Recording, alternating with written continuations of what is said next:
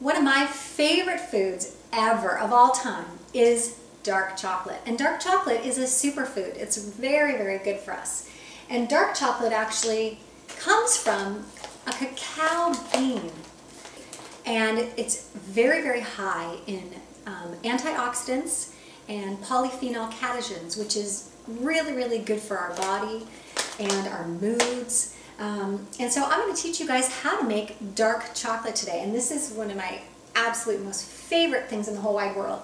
Basically, I've got a double boiler going over there, and what I've got is I've got some cacao butter and I've got some raw cacao paste. And what I want is I'm going to keep it on a real low temperature because I want to keep, because these are raw, they have all the enzymes from the original cacao bean in it, and I don't want to ruin those by cooking it over too high of a heat. So I'm just going to put this on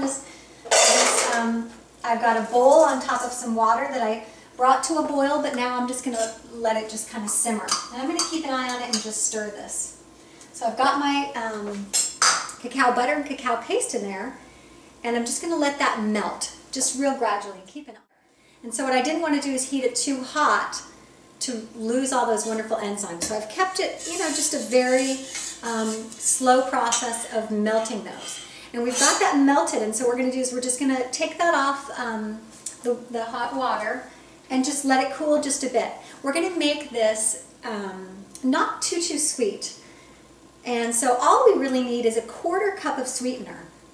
And cacao actually comes from a bean. This is a pod that comes off of the cacao tree.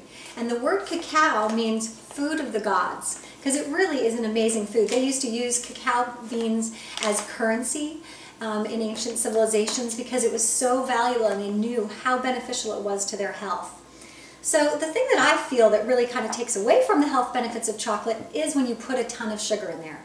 And so the darker your chocolate is, the less sugar you're going to have in there. And especially if you make this at home yourself, you don't need any sugar at all. I like to use raw agave. And this is what's called a low glycemic food because it doesn't spike our blood sugar like sugar and other sweeteners do. This a little Mexican flair of our chocolate. So we're going to do just a little bit of vanilla, just about 1 teaspoon of vanilla. And then we're going to do a 1/4 teaspoon of some cayenne pepper, and then a little bit of good quality sea salt. Let me go get my measuring spoons.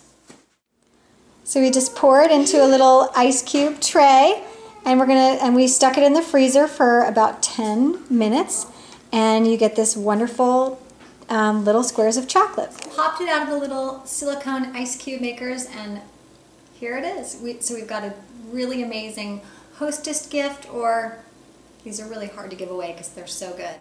So enjoy this very simple recipe for dark chocolate at your home and let me know what you think.